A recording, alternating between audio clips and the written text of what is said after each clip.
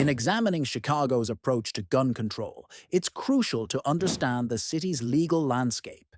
Chicago has some of the strictest gun laws in the United States. These include mandatory waiting periods, background checks, and stringent licensing requirements. However, despite these measures, the city continues to grapple with high crime rates, particularly gun-related violence. This paradox highlights a fundamental issue in gun control debates: the effectiveness of legislation in reducing crime. The significance of Chicago's situation is twofold. It challenges the assumption that strict gun laws directly lead to lower crime rates and opens up discussions about alternative methods to address gun violence. Chicago serves as a case study, illustrating that legislation may not be a one-size-fits-all solution.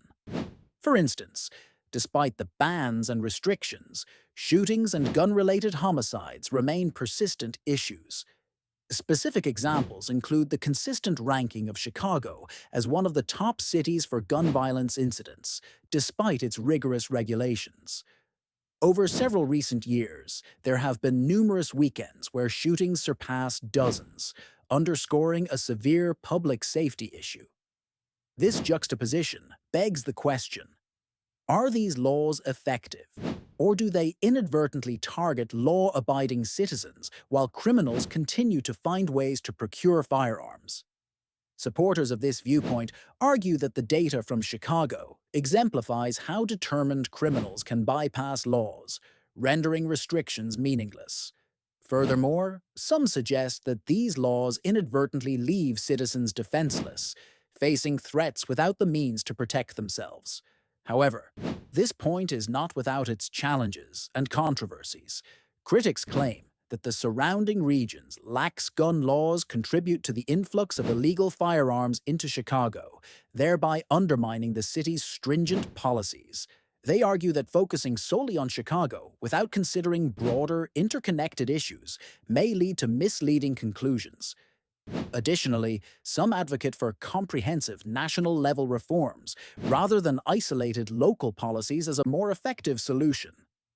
This introduction to Chicago's context sets the stage for our broader exploration of gun control failures and potential solutions.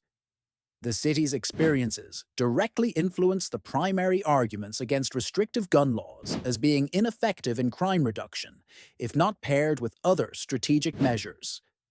This analysis will lead into discussions on empowering citizens and implementing conservative solutions like concealed carry permits, ultimately aiming to arm responsible citizens as part of a broader crime prevention strategy.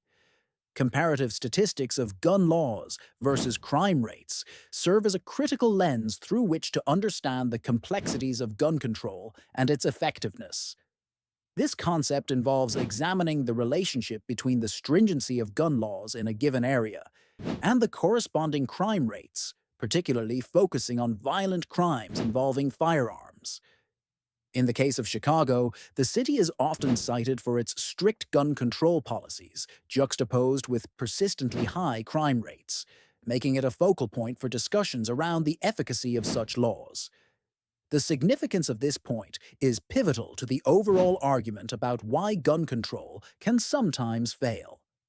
By highlighting Chicago as a case study, it underscores the argument that while laws are intended to curb violence, they often fail to deter criminals who, by definition, do not follow legal constraints. Instead, these laws may inadvertently disarm law-abiding citizens, leaving them vulnerable. This paradox is central to understanding the broader debate over gun control effectiveness. One real-world example is the handgun ban that Chicago implemented in 1982, which remained until it was deemed unconstitutional in 2010. During this period, the city experienced significant gun violence, challenging the notion that stricter gun laws lead to lower crime rates. Another example is the introduction of concealed carry permits in Illinois in 2013, which proponents argue have not led to an anticipated increase in gun violence, suggesting that allowing responsible citizens to carry firearms does not necessarily escalate crime. Opinions supporting this viewpoint often come from conservative voices who argue that empowering citizens through the right to bear arms can create a deterrent effect against criminal activity. They posit that an armed populace is better equipped to protect itself, leading to safer communities. However, this topic is rife with challenges and controversies. Critics argue that other factors, such as socioeconomic conditions, play a more significant role in crime rates, and that focusing solely on gun laws oversimplifies the issue. Additionally, the presence of firearms can escalate situations, potentially leading to more violence rather than less. This point ties into the broader discussion by questioning the impact of gun control on public safety, influencing the call to action for reconsidering gun policies to include potentially arming citizens as part of a holistic strategy to reduce crime. It challenges viewers to reevaluate conventional thinking around gun laws, urging a nuanced understanding of how best to balance public safety with individual rights. The concept of the criminal element ignoring gun laws refers to the tendency of individuals who are already predisposed to criminal behavior to disregard regulations and restrictions meant to prevent gun violence. In the context of Chicago's crime wave, this notion is pivotal because it underscores a critical flaw in the effectiveness of gun control measures. They primarily affect law-abiding citizens, while those who intend to commit crimes will obtain weapons through illegal means regardless of the laws in place. This point is significant because it highlights a disparity often seen in areas with strict gun control laws, where there are high levels of gun violence despite stringent regulations. This is particularly evident in Chicago, where some of the strictest gun laws in the United States exist alongside some of the highest crime rates.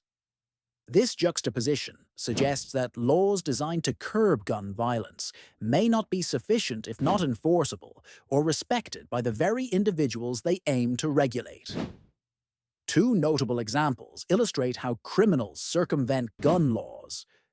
Firstly, the trafficking of firearms from neighboring states with laxer regulations shows a loop that often fuels Chicago's illegal gun market, proving how local laws can be undermined by broader geographic considerations.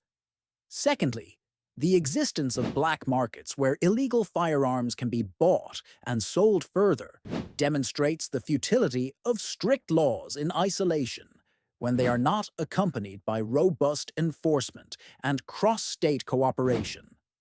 Some believe that the failure to address the criminal element in gun control legislation leaves law-abiding citizens vulnerable and disarmed, thus unable to protect themselves. This perspective is often echoed in conservative opinions advocating for the arming of citizens as a defense mechanism, suggesting that an armed populace could deter crime by reducing the perceived power imbalance between criminals and ordinary residents. Challenges to this perspective include the potential escalation of violence with more guns in circulation and the risk of accidents or misuse by untrained individuals. Critics argue that rather than arming citizens, efforts should focus on comprehensive background checks, improved mental health services, and community interventions. This point connects to the broader topic by critiquing the efficacy of existing gun laws and proposing alternative solutions. The idea that criminals ignore gun laws while law-abiding citizens comply frames the debate on whether current strategies are misaligned with the reality on the ground. It influences other aspects by suggesting that empowering citizens may be a more effective deterrent against crime than stricter regulations alone. The concept of impact on law-abiding citizens, disarmed and vulnerable, centers on the argument that stringent gun control laws predominantly affect individuals who adhere to the law, rather than deterring criminals. This idea is significant in the discussion of gun control failures, especially in cities like Chicago, where strict regulations coexist with high crime rates. In essence, while criminals procure firearms illegally, law-abiding citizens are left defenseless due to compliance with these laws, ultimately increasing their vulnerability to crime. This point is crucial as it highlights a perceived flaw in gun control policies. For example, in Chicago, despite rigorous gun regulations, the city experiences one of the highest violent crime rates in the United States. Law-abiding citizens often face greater challenges in obtaining firearms for self-defense, leaving them unprotected against armed criminals. A second example is seen in the differential impact of gun control laws on different neighborhoods. In high-crime areas, residents often report feeling powerless and unsafe, as they lack effective means of protection due to restrictive gun access. Several proponents of the Second Amendment argue in favor of this perspective. Organizations like the National Rifle Association maintain that an armed citizenry serves as a deterrent to crime, asserting that if more law-abiding citizens were armed, criminals would be less inclined to victimize them. They suggest that providing responsible citizens with the means to protect themselves could reduce crime rates and enhance public safety. However, there are significant challenges and controversies surrounding this viewpoint. Critics argue that increasing guns in circulation, even among law-abiding citizens, could lead to more accidents and escalate violent encounters. They also contend that the presence of more firearms does not necessarily translate to increased safety, pointing to studies that correlate higher gun ownership with increased gun-related deaths.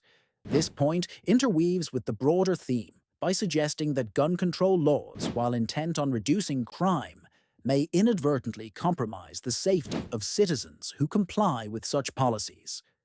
It calls for a re-evaluation of current strategies, proposing that empowering citizens with the means for self-defense could potentially serve as a more effective solution to reducing crime.